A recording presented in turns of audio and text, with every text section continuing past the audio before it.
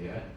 Terus bagaimana caranya kita menentukan, oh ini asidosis, oh ternyata ini alkalosis, atau oh ini metaboliknya yang terganggu, atau ini yang respiratoriknya yang terganggu, ya. Nanti kita belajar di situ. Terus yang kedua adalah, jadi dari pemeriksaan hasil asam basa itu adalah bukan hanya untuk menilai kelainan asam basa, tapi kita bisa menentukan karena di sana ada tools komponen lain seperti P, CO2 dan PO2 itu untuk menentukan adalah apakah kondisi pasien ini dalam kondisi gagal nafas atau enggak. Itu pertama. Terus yang kedua, kita bisa menentukan kira-kira pasien yang kita tangani ini perlu device apa untuk pemilihan oksigenasinya. Itu tergantung dari derajat ringan beratnya hipoksianya. Jadi kita bisa menentukan di sana nanti, ya. Jadi pembelajarannya tiga ini yang harus nanti teman-teman keluar dari sini sudah bisa menentukan tiga ini, ya. Satu, gangguan dari asam basa itu sendiri. Dua, dalam nafasnya. Terus ketiga adalah berat ringannya, ya. Oke. Untuk menentukan asam basa, jelas pemeriksaan yang dilakukan itu adalah BGA, blood gas analisa, ya.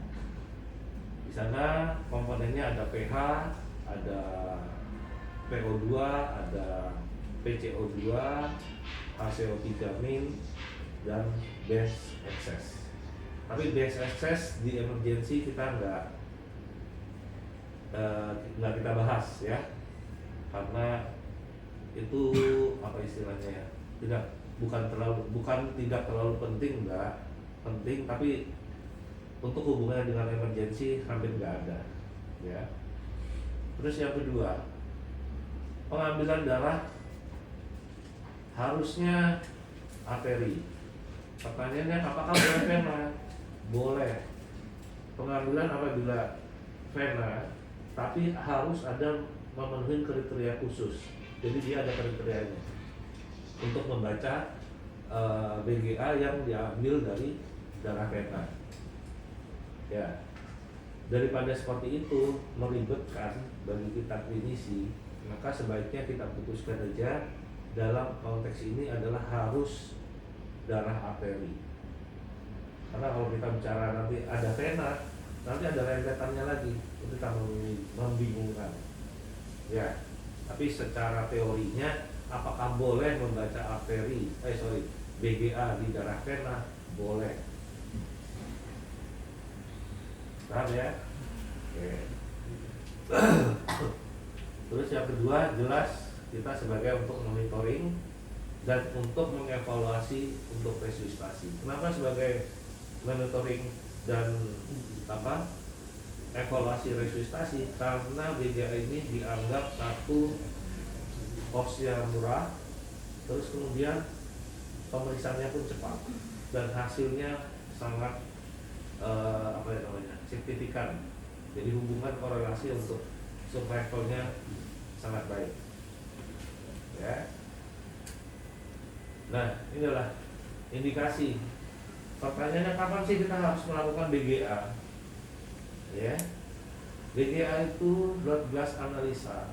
Itu kita lakukan kalau pasien itu ada indikasi. Indikasinya apa? Ya ini tadi. Semua pasien dengan penurunan kesadaran wajib BGA. Tujuannya apa? Tidak lain tidak bukan adalah kita akan mengerucutkan kira-kira diagnostik banding yang lebar. Nanti dengan adanya BGA ini kita akan mempersempit diagnostik bandingnya. Ya, itu tujuannya. Terus pasien dengan shock juga, ya, apalagi shock dengan sudah ada delirium dan lain sebagainya. Distres nafas harus, ya. Terus yang ketiga gagal ginjal, ya. Terus kemudian intoksikasi, hiperglikemi, ya, COB. Ini yang terbaru. Jadi guideline ATLS yang terbaru adalah COB dimasukkan dalam pemeriksaan BPA. Nanti kenapa? Nanti saya jelaskan. Ya. Jadi kalau teman-teman di UGD menemukan kasus-kasus seperti ini, maka seyogyanya untuk dilakukan pemeriksaan BGA. Dimulai ya, kita masuk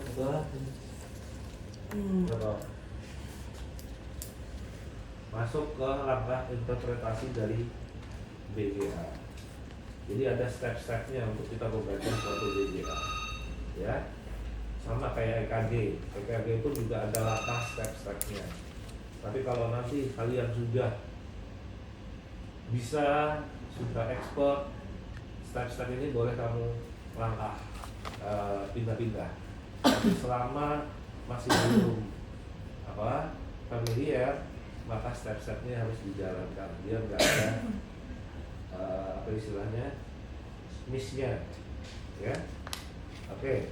Yang pertama adalah kita harus mengetahui dulu harga normal dan komponennya apa aja yang ada di BGA.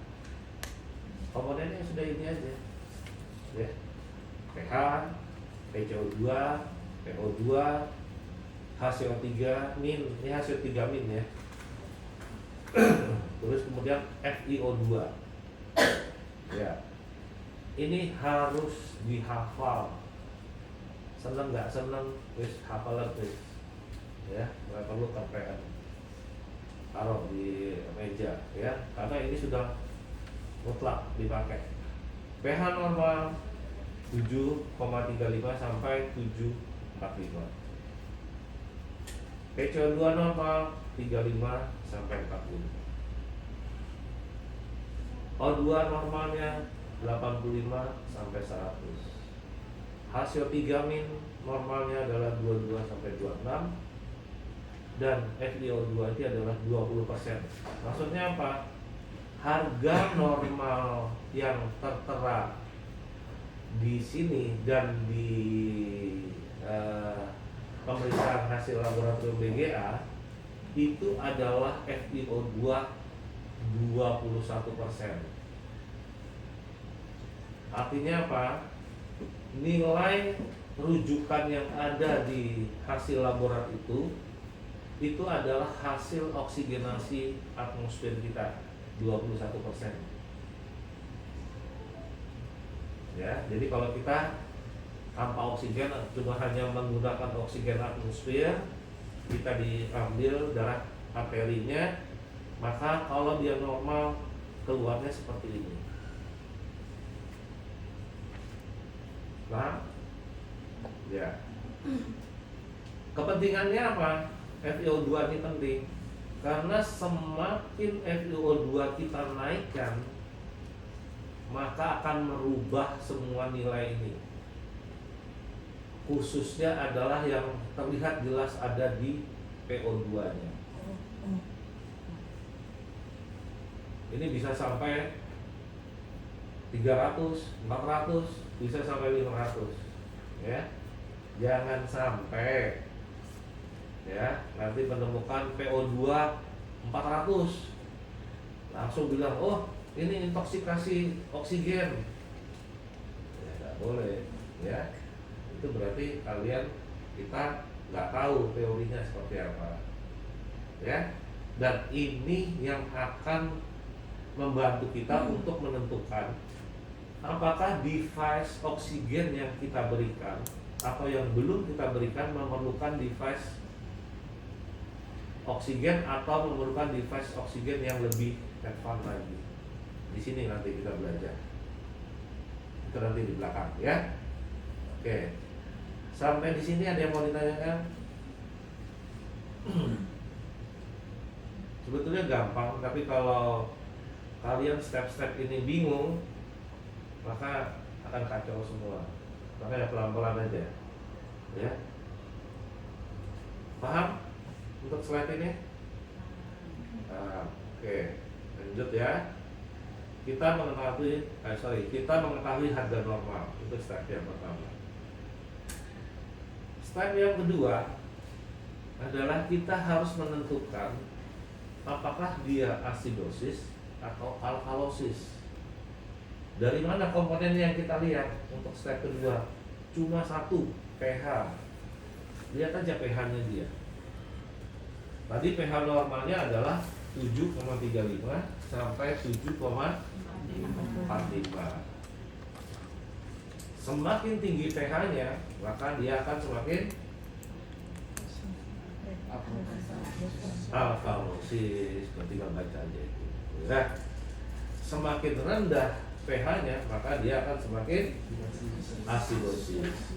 Dah pakemnya seperti itu. Dan ini dihafal.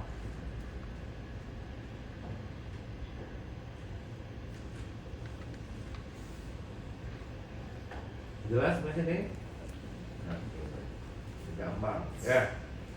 Oke, tadi harga normal sudah. Terus kemudian harus kita tentukan asidosis atau alkalosis dengan cara melihat pH-nya. pH-nya kita sebut dengan asidosis kalau pH-nya kurang dari 7,35. Kalau alkalosis lebih dari 7,45. Kalau 7,37 ya. Nah, ini gambaran untuk meringkas saja untuk yang pH, asidosis atau alkalosis ya. Jadi kalau dia bergeser ke sini apa? Kiri ya. Nah, bergeser ke kiri pH-nya, maka dia asidosis. Dia bergeser ke kanan, dia alkalosis. Yang di bawah tuh nggak usah dilihat dulu. Nanti yang berikutnya aja. Yang penting pH-nya dulu untuk menentukan asidosis dan alkalosis dulu. Ya. Oke. Nah, tadi tahap pertama tentukan harga normal. Tahap kedua adalah untuk menentukan asidosis atau alkalosis. Tahap yang ketiga adalah untuk menentukan gangguannya di mana. Apakah di respiratorik atau di metabolik.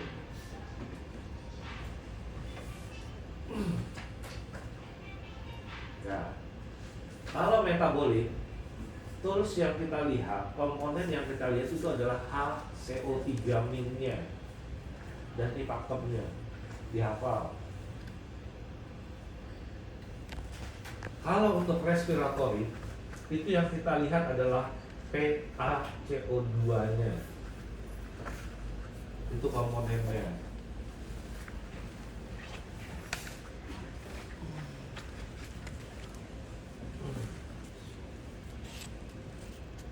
Nah, jelas? Jelas ya? Nah, ini tahap yang ketiga. Ya.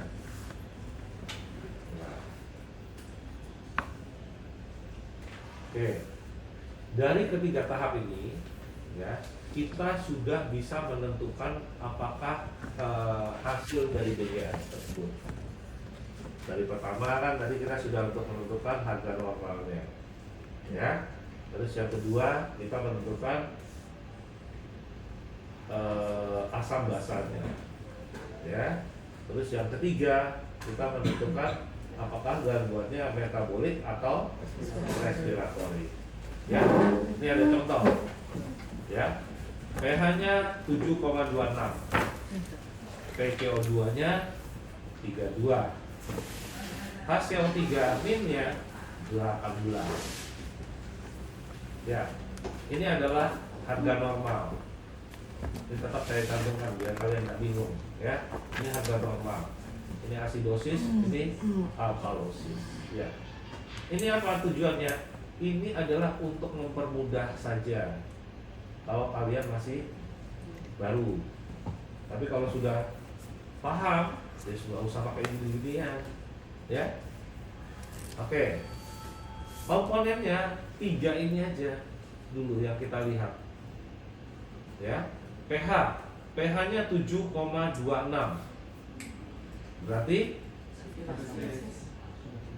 asidosis, asam. Berarti taruhlah di sini pH. pH-nya asam. Ya.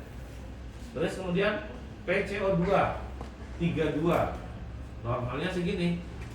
Berarti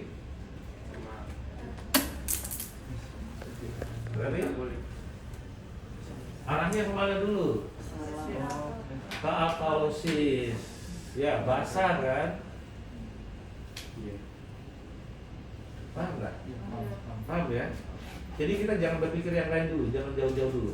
Ikutin step ini aja. Saya kan udah bilang, yang pertama itu tentukan harga normal, ya. Terus yang kedua itu kita menentukan asam atau basa. Yang ketiga kita menentukan gangguan respiratorik atau gangguan metabolik. Ya. Nah, kalau ada pertanyaan seperti ini, berarti pH 2,76, ya, berarti dia masuk ke asidosis, masuk ke asam. Tulis di sini pH asam, ya. Terus kemudian PCO2 32. PCO2-nya harusnya normalnya sekian. Ternyata dia 32. Berarti semakin ke sini ke kanan semakin alkalosis, ya, karena dia semakin rendah 32. Taruhlah di situ, ya. Terus kemudian hasil 3 min 18, ya, 18 normalnya 22 sampai 26. Berarti kalau 18 berarti dia ada posisi di sini asidosis asam, tulislah di sini, ya. Jadi kesimpulannya adalah asidosis metabolik. Kenapa asidosis metabolik? Karena satu pH-nya asam, terus yang kedua hasil 3-nya juga asam. Ini melambangkan hasil 3 berat tadi melambangkan punyanya metabolik. Maka kesimpulannya adalah asidosis metabolik. Nah, sampai di situ dulu. Paham? Atau ada yang bingung? Kalau ada yang bingung, angkat tangan, please. Karena kalau kalian bingung di sini, nanti akan bingung sampai ke belakang. Ini belum selesai loh ya, ini masih panjang.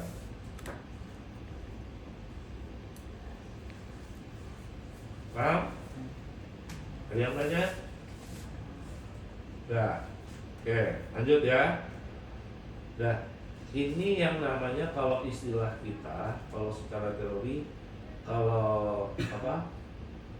Pemeriksaan basic life support, ya, itu ada primary assessment, ada secondary assessment, ya. BGID juga sama. Ini ya, kalau sampai seperti ini 3 tahap ini adalah abnormal, primary abnormality, ya. Jadi apa istilahnya ya? Yang harus abnormal, yang harus kita temukan utamanya adalah ini dulu. Harus kita bisa menentukan, oh ini asidosis metabolik, oh ini masuk asidosis respiratorik, oh ini alkalosis metabolik, ya. Jadi inilah utamanya dulu. Baru nanti yang berikutnya adalah secondary-nya, secondary abnormality. Secondary abnormality adalah akan menentukan kira-kira asidosis metabolik ini terkompensasi atau enggak. Nah, itu lebih ribet lagi masuk sana. Makanya saya bilang ini kalian harus paham 100%, baru bisa ke secondary abnormality.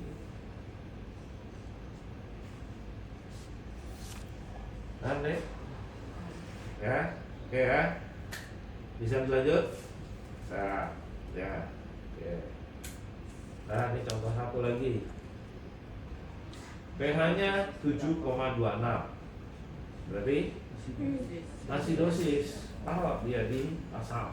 Otaknya asam. Ya.